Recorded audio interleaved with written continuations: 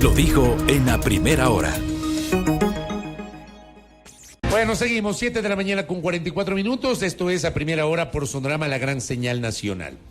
Hoy es 14. La semana anterior, el viernes, apareció un comunicado suscrito por el presidente de la Asamblea Nacional, Virgilio Saquicela, avalado además por Esteban Torres del Partido Social Cristiano, por Rodrigo Fajardo representando la Izquierda Democrática, más allá de que ayer en la entrevista que tuvo Dalto Masigalupo con nosotros, con Belkis y quien les habla, él decía que Rodrigo Fajardo ya no pertenece a la ID, pero digamos es el reflejo de la división de esa bancada en la Asamblea. El asambleísta Fajardo se sigue presentando como legislador de Izquierda Democrática y suscribió ese documento. Mireya Pazmiño también suscribió ese documento. Ella se sigue presentando como asambleísta de Pachacuti Conalle, pese a que Pachacuti asegura que ella ha sido separada de la bancada. Y Mauricio Zambrano, asambleísta de UNES, también suscribió ese documento, planteando que a mediados de marzo, decían ellos, van a presentar el pedido de trámite de juicio político en contra del presidente de la República. Mañana es 15. No sé si es que ese documento será presentado mañana o qué día de esta semana.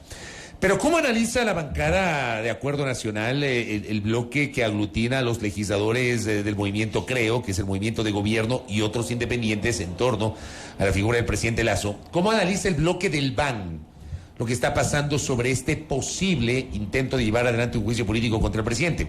La asambleísta Ana Belén Cordero está con nosotros. ¿Cómo le va? Bienvenida, legisladora. Hola, buenos días, Fabricio y Belkis. Gracias por la invitación y un saludo a todos los radioescuchas. A usted por acompañarnos. Bueno, en ciernes está esta posibilidad de juicio político. ¿Ustedes cómo le ven? Oiga, le vemos como le hemos visto desde el inicio, ¿no? Una denuncia de un medio digital arranca ahí y es una necesidad más, sobre todo de la oposición que quiere desestabilizar a un gobierno democráticamente elegido en las urnas, una razón más para querer deshacerse, digamos, y se lavan la cara diciendo constitucionalmente del presidente Lasso. Lo he dicho en varios medios de comunicación. Primero fue los papeles de Pandora, no tuvieron suerte o no tuvieron éxito, digamos así. Luego fue junio del 2022 con el paro y las manifestaciones y la llamada a muerte cruzada, que la utilizaron, en palabras del expresidente de la constituyente, de la Asamblea Constituyente, Alberto Acosta, la utilizaron de manera irresponsable. Porque si quisieran la hubiesen podido utilizar ahora, pero ya no pueden. Claro, Alberto Acosta dijo en este espacio la semana anterior que ese recurso ya se agotó. Él cree que ya no hay posibilidad de volverlo a emplear. Yo comparto ese criterio, no se puede volver a emplear. Y luego, bueno, pues el atroz femicidio a María Belén Bernal, queriendo aparentar como un crimen de Estado, y ahora esta denuncia, que no hacemos de menos, de un medio digital, que, por supuesto, hay la total apertura para que Fiscalía y Contraloría investiguen lo que corresponda, y de hecho ojalá haya responsables y traiga en morocho del pescuezo a Hernán Luque, a Rubén Cherres y al que fuese responsable de estos hechos. Pero de ella decir que esto llega hasta el presidente de la República y que hay una responsabilidad del presidente Guillermo Lasso, como hubo de Jorge Glass con las delaciones en el caso Odebrecht de José Consensado Santos, diciendo que el vicepresidente Jorge Glass había recibido X cantidad de dinero, hay un abismo enorme. Pero así lo hemos visto, este informe de mentiras, y lo pelearemos y lo batallaremos jurídicamente y políticamente. Ustedes como bancada asambleísta Cordero han cuestionado o han dicho que no existen causales para enjuiciar políticamente al presidente de la República. No obstante, esta mañana está prevista una sesión del Pleno en la que, entre otros aspectos, se prevé el levantamiento de la reserva de información respecto de las bitácoras de la Presidencia de la República. A decir de la asambleísta Gisela Garzón, este levantamiento de reserva de la información que está contenida en el informe sobre el Gran Padrino va a servir para que en el curso del juicio político al presidente de la República se constituya en una prueba de alguna vinculación o estos nexos que alegan en este caso los legisladores que están impulsando este proceso. Mire, nosotros estamos totalmente dispuestos y de acuerdo, de hecho vamos a votar a favor de que se levante el sigilo o la reserva de esta información, y le comento a la ciudadanía por qué esta información es declarada como reservada. De acuerdo a la ley al artículo 18 de la Ley de Seguridad Pública, la casa presidencial en general es concebida o se concibe así jurídicamente como un fuerte militar, Y al ser un fuerte militar, la información que reposa en la Casa Presidencial es declarada en reserva, pero la Asamblea puede... Incluyendo las bitácoras de ingreso. Incluyendo toda la documentación, así es. Pero bien puede la Asamblea levantar esa reserva, nosotros votaremos a favor de levantar esa reserva. Es una decisión de bancada. 92 votos. Nosotros hemos dicho que vamos a apoyar ese levantamiento y también vamos a apoyar el levantamiento de la reserva de la información que entregó el señor superintendente de compañías a la comisión que investigó el caso Encuentro y que es importante que se devele y que se haga público. Nosotros estamos de acuerdo con eso.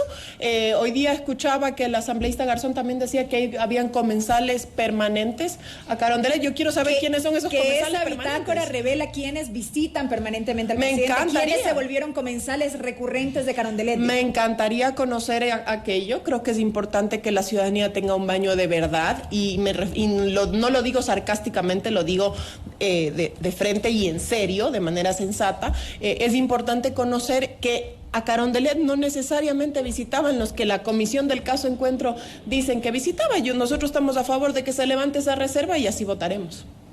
Pero es una decisión de bancada, le preguntaban. Nosotros todos van a hemos votar tomado así. esa decisión hoy día, sí. Ya, digamos, ¿y por qué lo van a hacer? Porque nosotros no tenemos nada que esconder.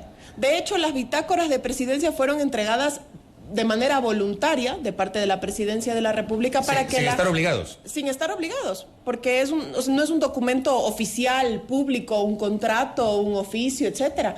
Se entregó. Y de hecho estamos de acuerdo en que se levante. Nosotros no tenemos absolutamente nada que esconder.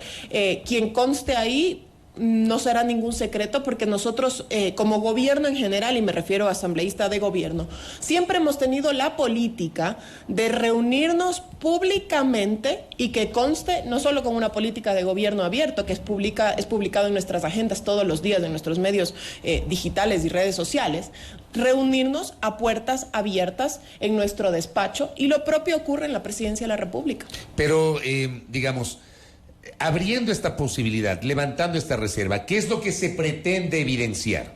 Bueno, eso habría que preguntarles a los que investigaron el tema del caso Encuentro y los que están impulsando el juicio político. Usted dice que el asambleísta Garzón ha dicho que ahí se van a encontrar algunas pruebas conducentes en el juicio político. Ojalá logren sustentar de alguna manera. ¿Qué tipo de pruebas? No lo sé, porque lo que tienen que lograr probar, como ya lo han advertido, es que el presidente de la República cayó en el numeral 2 del artículo 129, que es la segunda causal. Es confusión, cohecho, peculado. Delitos contra la administración pública en grado de comisión por omisión. No sé cómo una bitácora puede implicarle, pero si a ellos les sirve, adelante. ¿No será que esa bitácora puede develar posibles visitas del señor Cherres, por mencionar un ejemplo, a Carondelet? No sé qué es lo que pueda develar esa bitácora, yo no la conozco, no tengo acceso a esa información. ¿A usted no le hace ruido la relación del señor Cherres con el gobierno del presidente Lasso?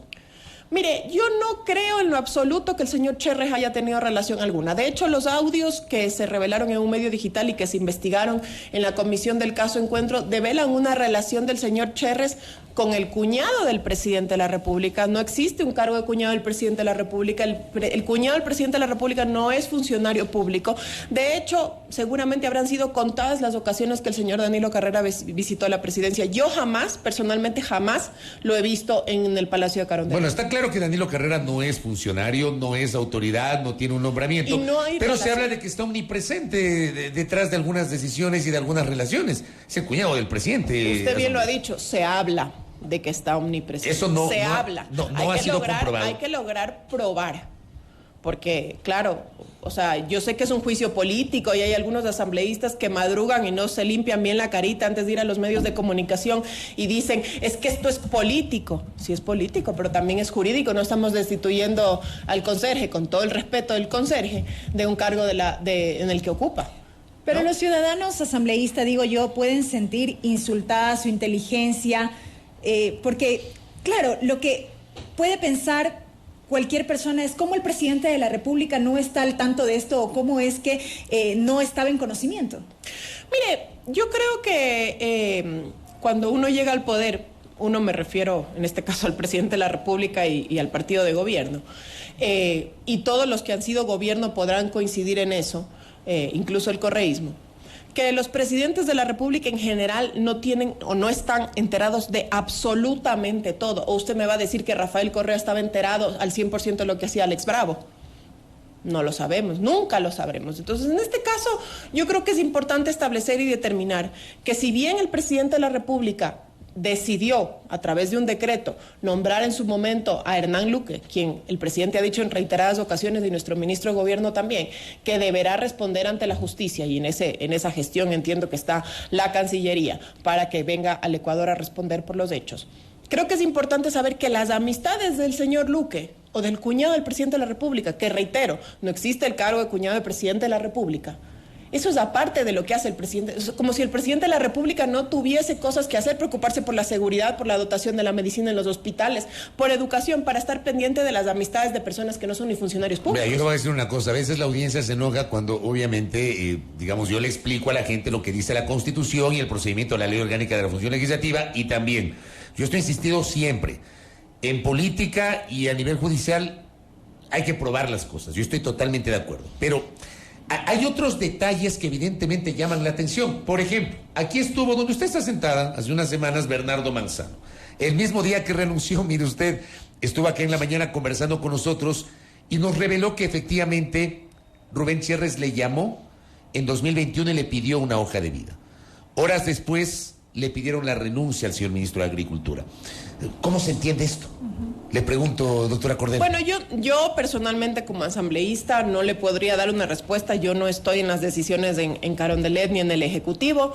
Si me pregunta a mí como una persona más que está en el tema de la política, le puedo responder. Pero legisladora del oficialismo. Sí, pero yo no me siento en Carondelet todas las mañanas a tomar decisiones. Yo estoy en la Asamblea Nacional en otras discusiones. Pero si me pregunta a mí como una persona que opina de política, yo le puedo decir una cosa, y siempre hay que entender, y esto no es un ánimo, aunque se perciba así, porque de hecho es así, de defender al gobierno, pero sí se puede entender o leer como que sí, una persona que no tiene nada que ver con el gobierno, que no es funcionario público, que resulta ser amigo de un cuñado, de los tantos cuñados que tiene el presidente de la República, le pidió el currículum a una persona que un año y pico más tarde resultó ser elegido ministro de Agricultura. Pero verá que Danilo Carrera no es solamente un cuñado, es tal vez el cuñado más cercano. Bueno, yo no puedo responder por las relaciones familiares del presidente, eso podrá explicarlo el presidente, pero yo sí creo que es importante esto que ha dicho el presidente y que siempre es importante tenerlo frente a la ciudadanía.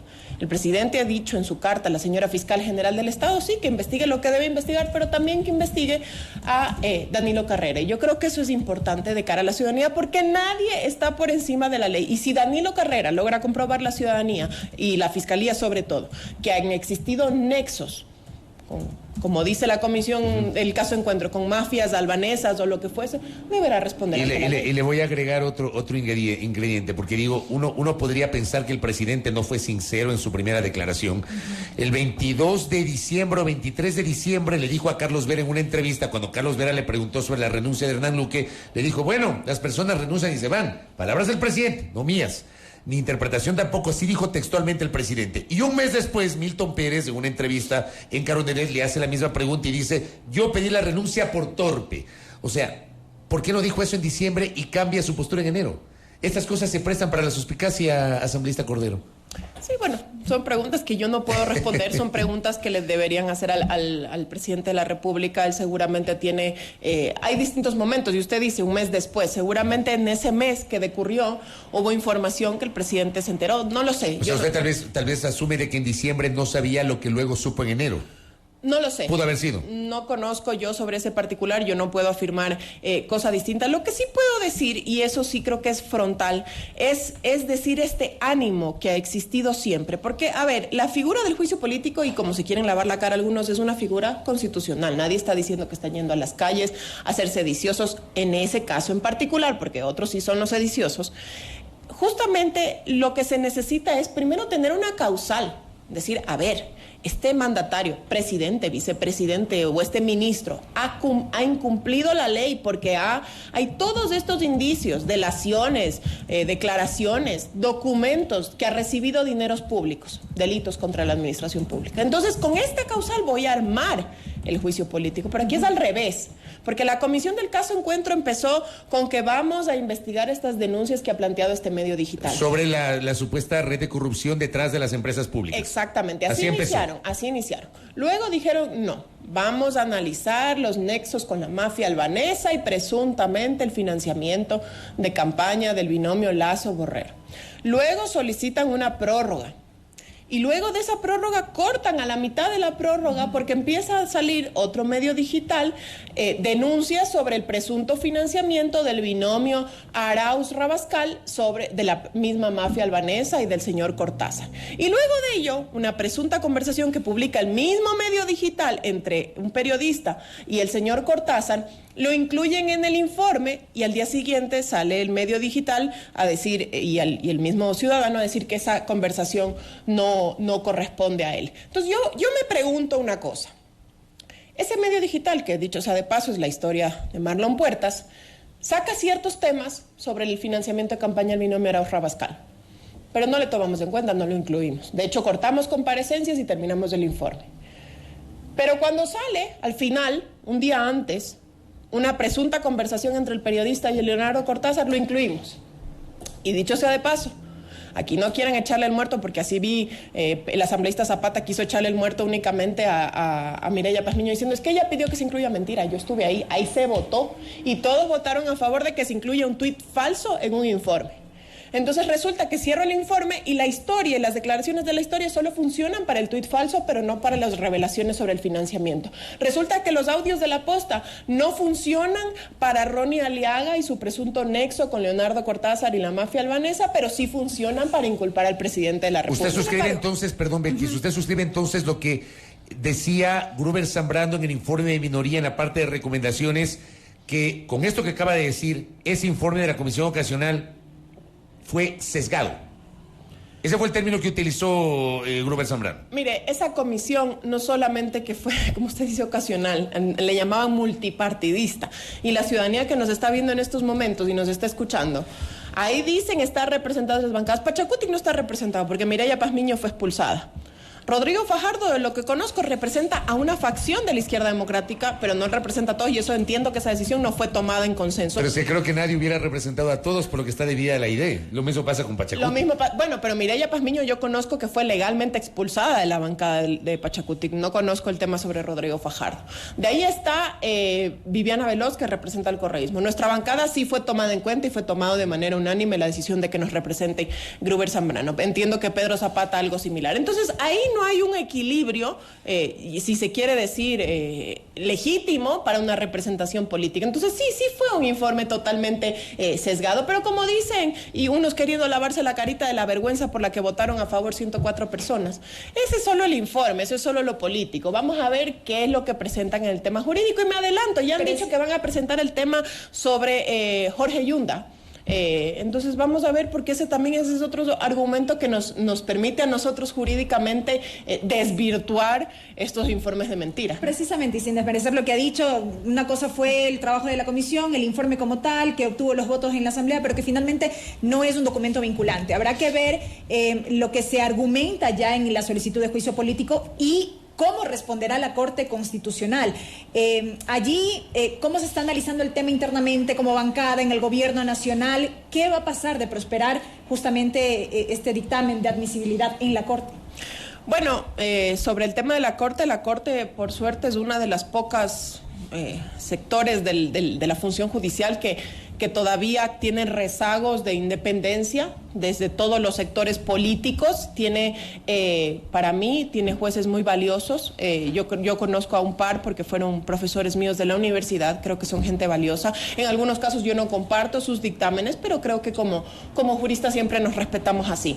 Vamos a ver ese dictamen de admisibilidad cuando tengan que emitirlo, pero en caso de que exista un dictamen favorable de admisibilidad, yo los espero en la Comisión de Fiscalización para llevar adelante un juicio con altura. Sí, porque esa comisión del caso Encuentro fue una verdadera vergüenza. Y digo vergüenza porque, por ejemplo, habían hechos como que a funcionarios públicos, a autoridades que iban a comparecer ahí, empezando por el propio general Salinas, que iba a comparecer ahí, no les dejaban ni siquiera articular palabra y les decían, bueno, aquí, señor no sé cuánto, su misoginia, no. Pero luego van y se ponen el hijab en Irán a lavarle la cara a un gobierno que mata mujeres, ¿no? Entonces yo creo que vamos a ver cómo funcionan las cosas ahí en la Comisión de Fiscalización con altura, porque hemos llevado adelante 14 juicios políticos. ¿Qué entendemos por eso, asambleísta Cordero? Y le pregunto, porque finalmente... por altura. Claro, porque finalmente la Comisión de Fiscalización está presidida por un legislador que evidentemente se ha mostrado en contra de este proceso. Tenemos una vicepresidenta de la comisión que se pertenece a la bancada del oficialismo. Entonces, ¿qué estamos entendiendo por un debate con altura? ¿A que no se va a dar paso? Nosotros no podemos negarnos a que exista un juicio político. Que la recomendación sea que no haya juicio político. Nosotros no podemos negarnos, nosotros no podemos recomendar eso porque nosotros tenemos una ley orgánica de la función legislativa y a diferencia de la Comisión de Fiscalización de Archivo del periodo pasado, que estuve viendo las fechas y literalmente con estas palabras, se tragaron el juicio político al ex vicepresidente Jorge Glass durante 6 meses, nosotros no estamos permitidos de hacer eso ni tampoco lo haríamos así la ley lo permita. Pero ¿a qué me refiero con altura? Y gracias por su pregunta, Belkis. Nosotros hemos llevado adelante 14 juicios políticos, algunos sí contra supuestos adversarios políticos nuestros, pero otros contra ministros de nuestro gobierno. Y fue, por ejemplo, el caso de la ex ministra Jimena Garzón, la ministra de Salud. Y ese juicio fue llevado con altura, sí, con discusiones o contrapuntos jurídicos o políticos como debe de ser, pero con altura, sin insultos y sin argumentos ad hominem, que son los que justamente dañan y hacen que declive el debate político. 2 cositas finales. Sobre el tema del tuit que había mencionado, cuya incorporación en el informe fue solicitada por la asambleísta Pazmiño. Yo digo, tratando de ejercer de abogado del diablo, la historia publica y le dio validez. Otra cosa es que 1 o 2 días después de historia se haya retratado diciendo que le fallaron sus mecanismos de verificación. Pero al final esto fue publicado como verdad por un medio digital, asambleísta. Fue publicado como verdad. Estaban pues investigando la mafia albanesa o los nexos de la mafia albanesa con el financiamiento. ¿Y por qué no publicaron los nexos de la mafia albanesa con la asambleísta Patricia Núñez, que estaba agradeciéndole a Leonardo Cortázar, o con Ronnie Aliaga, o con el binomio Arauz-Rabascal? ¿O solo incluyen el tuit donde Leonardo Cortázar, dicho sea de paso, dice que financió o dio mascarillas en X valor a ese binomio, pero también apoyó con ciertos actos al binomio Arauz-Rabascal? Eso no... Y lo último, retomando el tema de las bitácoras, y se me vino a la mente lo que dijo ayer el asambleísta Fernando Villavicencio.